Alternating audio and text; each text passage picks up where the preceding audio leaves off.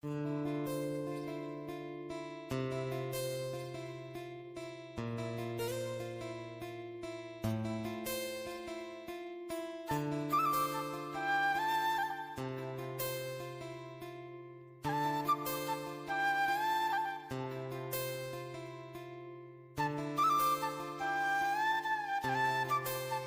Guys, কেমন আছো সবাই? আশা করি সবাই ভালো আছে। আমি তো খুব ভালোই আছি। তো সবার সুস্থতা কামনা করে চলে এলাম একটি নতুন ভিডিও নিয়ে। ঠিক আছে, তো চলো। এই যে দেখো, আমি হেঁটে হেঁটে যাচ্ছি। আমি যাচ্ছি একটা জায়গা। তো কোথায় যাচ্ছি না যাচ্ছি সেটা জানতে হলে অবশ্যই তোমাদেরকে পুরো ভিডিওটা কন্টিনিউ করতে হবে। তো চলো, ভিডিওটা দেখতে থাকো, আশা করি ভালো লাগবে। তো চলো, পরে কথা হচ্ছে।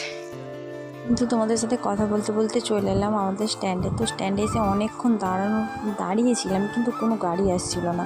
তো দুপুর হয়ে গেছিলো।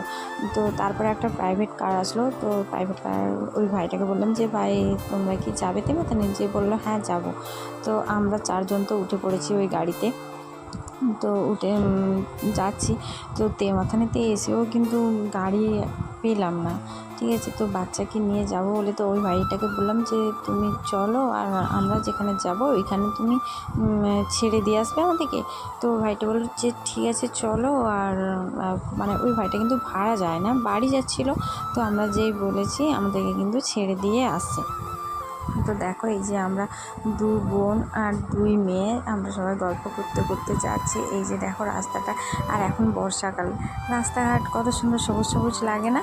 তো বর্ষাকালে তো জানো একটু মানে জঙ্গল হয়ে যায়, কিন্তু পাতাগুলো দেখতে কিন্তু সেই লাগে। তো দেখো, এখানে আমার কচিমা কিন্তু মানে মামাম কিন্তু খুব এনজয় করছিল ব্যাপারটা। ও গাড়িতে যাচ্ছিলো আর গাড়িতে এসি চালিয়ে দিয়েছিল, ঠান্ডা ঠান্ডা ছিল। তো দেখো কিন্তু খুব আনন্দ করে যাচ্ছে। এই যে দেখো আমার বেটি আর ওই একটা ভাই ছিল, মানে যে ভাইটা গাড়ি চালাচ্ছিলো, আর ভাইটার সঙ্গে আর একটা দাদা ছিল। ঠিক আছে, তো চলো যেতে যেতে আবার কথা হচ্ছে। ঠিক আছে, তোমার ভিডিওটা দেখতে থাকো। আর কোথায় যাচ্ছি না যাচ্ছি সেটা কিন্তু মানে তোমাদেরকে লাস্ট পর্যন্ত দেখতে হবে, তবেই তোমরা বুঝতে পারবে যে আমরা কোথায় যাচ্ছি। ঠিক আছে, এখন তোমাদেরকে বলছি না, পুরো ভিডিওটা দেখো, তোমরা বুঝতে পারবে। আমরা কথা বলতে বলতে তো ওই গাড়ি থেকে নেমে গেছি। তো দেখো, এখন একটা টোটো আমরা নিয়ে নিই। তো দেখো, আমাদের পিছনে যে ভাইটা আসছে, ওই ভাইটাকে কি চিনতে পারছো? হয়তো তোমরা বুঝতে পারছো না, এই কারণ আমরা টোটোতে যাচ্ছিলাম তো, তার জন্য ঠিকঠাক বোঝা যাচ্ছিল না। তো দেখো, ওই যে ভাইটা আসছে। তো চলো গিয়ে তোমাদের সঙ্গে কথা হচ্ছে। তো দেখো, আমরা যেখানে যাব ওই রাস্তা তো নেমে গেছি। আর ওই যে বাড়িটা দেখো, তোমরা কি দূর থেকে চিনতে পারছো বাড়িটা? হ্যাঁ, আমরা যাচ্ছি কণিকার বাড়ি। ঠিক আছে, তো তোমরা তো অনেকেই জানো, তো কণিকার যে চ্যানেলটা আছে, ইউটিউব চ্যানেল, তো ওর বাড়িতে তো দেখো এই যে দাঁড়িয়ে আছে। আর ও যে কতটা খুশি হয়েছিল আমাদেরকে দেখে, তোমাদেরকে কি বলবো। তো আমাদেরকে দেখা মাত্র খুব এক্সাইটেড হয়ে গেছিলো। তো আমাকে অনেক দিন থেকে ডাকছে যে, সীমাদি তুই আমাদের বাড়িতে আয়। ঠিক আছে, তো আমি কিন্তু আসিনি। আর জানো তো, অনেকের মুখে শুনেছি যারা বড় ইউটিউবার হয় তাদের নাকি অনেক ডিমান্ড থাকে, বা অনেক গ্যাবিট থাকে। ঠিক আছে, কিন্তু এই মেয়েটা এতটা ভালো কি বলবো তোমাদেরকে। সত্যি, যারা এর সঙ্গে মিশেছে তারা কিন্তু জানেন। আমি মিশেছি, আমি জানি, আর যারা মেশেনি তারা কিন্তু বুঝতে পারবে না যে এই মেয়েটা কেমন। তো দেখো, আমাকে দেখে পুরো জড়িয়ে ধরে নিয়েছে, আর কত গল্প মজা ঠাট্টা। ঠিক আছে, তো আমি এর বিষয়ে আমার একটা অন্য ধারণা ছিল যে কেমন হয়তো আমার সাথে কথা বলবে না। হ্যাঁ, কারণ ওদের তো ইউটিউব চ্যানেলটা অনেকটা বড়, তো হয়তো কথা বলবে না। কিন্তু ওর সঙ্গে মেশার পর না, আমার পুরো ধারণাটাই চেঞ্জ হয়ে গেছে। হ্যাঁ, তো ওর সাথে আমার ফার্স্ট পরিচয় সুস্মিতার বাড়িতে এসে। তো এতটা ক্লোজ ফ্রেন্ড হয়ে যাব আমরা কিন্তু ভাবতেও পারিনি। তো ওর শ্বশুর শাশুড়ি, ওর বর, সবাই যেন আমরা ঘরের মতো হয়ে গেছিলাম। হ্যাঁ, তো আমি যখন বাড়ি আসি, ওর তো প্রচুর মন খারাপ হয়েছিল, আমারও কিন্তু প্রচুর মন খারাপ হয়ে গেছিলো, কারণ ওকে ছেড়ে আসতে ইচ্ছা হচ্ছিলো না, ওর আমাকে ছাড়তে ইচ্ছা হচ্ছিল না। ও যে কতটা খুশি দেখো। জানো তো, ওর মতো একটা বন্ধু পেয়ে আমি কিন্তু খুব খুশি। তো সুস্মিতাও আমার কাছে খুব একটা প্রিয় বন্ধু, আর কণিকাও তাই। তো ওরা দুজন সত্যি খুব খুব খুব ভালো। তো ওদের মধ্যে কোনো অহংকার নেই। তো জানো তো, জানো তো আমরা আসবো বলে ও কিন্তু নিজের হাতেই রান্না করেছে। তো আমরা আসিনি বলে ওরা কিন্তু কেউ খায়ও নি। তো 2টো 2:30টা বেজে গেছিলো মিনিমাম। তো তাও ওরা কেউ খায়নি যে আমরা আসবো বলে। ওর কাছ থেকে এতটা ভালোবাসা বা ওদের বাড়ির সবার থেকে এতটা ভালোবাসা পাবো সেটা কিন্তু আমি ভাবিনি।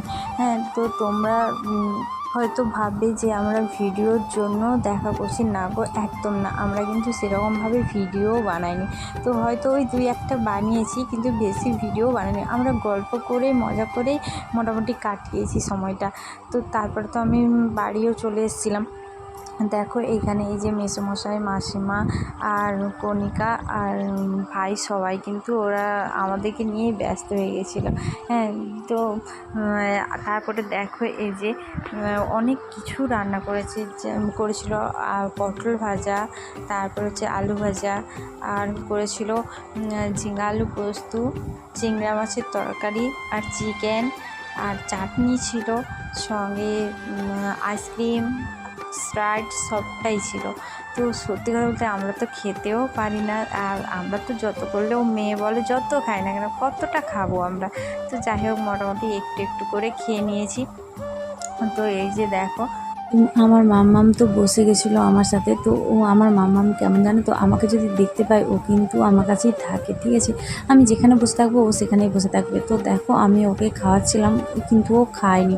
ও একটু খাওয়ার পরে আরটা কিন্তু মুখ থেকে বের করে দিয়েছিল। তো যাই হোক, তো চলো আমরা খাওয়াটা কমপ্লিট করি, তো তারপরে তোমাদের সঙ্গে কথা বলছি।